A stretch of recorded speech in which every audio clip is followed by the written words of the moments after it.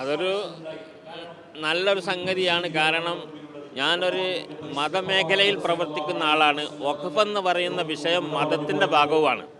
അതുകൊണ്ട് ആ വഖഫ് ബോർഡിൽ അംഗമായിക്കൊണ്ട് വഖഫ് സംരക്ഷണ കാര്യങ്ങളിലും ഇന്ന് നടക്കുന്ന വഖഫ് കയ്യേറ്റങ്ങൾക്കെതിരെ ഇപ്പോൾ മുനമ്പം പോലെയുള്ള സംഗതികളിലൊക്കെ തന്നെ വഖഫ് കയ്യേറ്റങ്ങളും ദുർവിനിയോഗവുമാണ് നടന്നിരിക്കുന്നത്. അത്തരം കാര്യങ്ങൾക്കൊക്കെ വേണ്ടിയിട്ട് മതപരമായിട്ട് അതിൻ്റെ നിലപാടെന്താണെന്ന് വ്യക്തമാക്കാനും അത് ഉറക്കെ പറയാനും കിട്ടിയ ഒരു അവസരം എന്ന നിലയ്ക്ക് എനിക്ക് സന്തോഷമുള്ളത്. സമസ്തയുടെ അംഗീകാരം എന്നൊന്നും പറയേണ്ട ആവശ്യമില്ല. സമസ്ത അങ്ങനെ അതിൻ്റെ വഴിക്ക് നടക്കുന്നുണ്ട്. എന്നെ അവരെന്തുകൊണ്ടാണ് തിരഞ്ഞെടുത്തതെന്ന് എനിക്കറിയില്ല. ചില കമ്മിറ്റിയിലൊക്കെ ഞാൻ നേരത്തെ ഉണ്ട്. ആ സർക്കാർ തന്നെ ഹജ്ജ് കമ്മിറ്റിയിലുണ്ട്, മദ്രസ ബോർഡ് കമ്മിറ്റിയിലുണ്ട്, ഇതൊക്കെ ഉണ്ട്. അപ്പോൾ അതിൽ നിന്നൊക്കെ ചിലവ് മാറ്റിയിട്ട് വേറൊരു കമ്മിറ്റിയിൽ വന്നേ ഉണ്ടാവുള്ളൂ.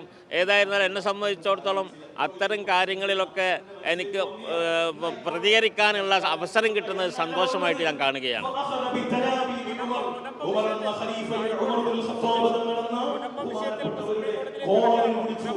മുനമ്പം വിഷയത്തിൽ മുനമ്പം എന്ന് പറയുന്നത് വളരെ വ്യക്തമാണ്. അത് വഖഫ് ഭൂമിയാണ്. അത് ഒരു സേർട്ട് വർഗം, ഒരു സേർട്ട് എന്ന് പറയുന്ന കൂട്ടർ വഖഫാക്കിയതാണ് ഫറൂഖ് കോളേജിന് വേണ്ടിയിട്ട്. ഫറൂഖ് കോളേജ് എന്ന് പറയുന്നത് വിദ്യാഭ്യാസ മേഖലയിൽ പിന്നോക്കം നിൽക്കുന്ന മുസ്ലിം സമുദായത്തിൻ്റെ ഉന്നമനത്തിന് വേണ്ടി ഉണ്ടാക്കിയൊരു കോളേജാണ്. അതുകൊണ്ട് തന്നെ അതിൻ്റെ പ്രവർത്തനത്തിന് വേണ്ടി വഖഫാക്കിയ വസ്തുവാണ് ആ കാര്യം. ആ കാര്യത്തിലൊരു സംശയമില്ല. അത് കയ്യേറ്റം ചെയ്യപ്പെടുകയും ആ കോളേജ് കമ്മിറ്റി തന്നെ ബാക്കി ഭാഗം വിൽക്കുകയൊക്കെ ചെയ്തത് വളരെ തെറ്റായ സംഗതിയാണ്. ഇസ്ലാം ഒരിക്കലും അംഗീകരിക്കാത്ത സംഗതിയാണ്. അപ്പോൾ അത്തരം കാര്യത്തിലൊക്കെ പ്രതികരിക്കാൻ കിട്ടുന്നൊരവസരം വളരെ നല്ലതായിട്ട് ഞാൻ കാണുന്നു. സംരക്ഷിക്കാനുള്ളത് സംരക്ഷിക്കുമല്ല എന്നുള്ളത് എനിക്കറിയില്ല.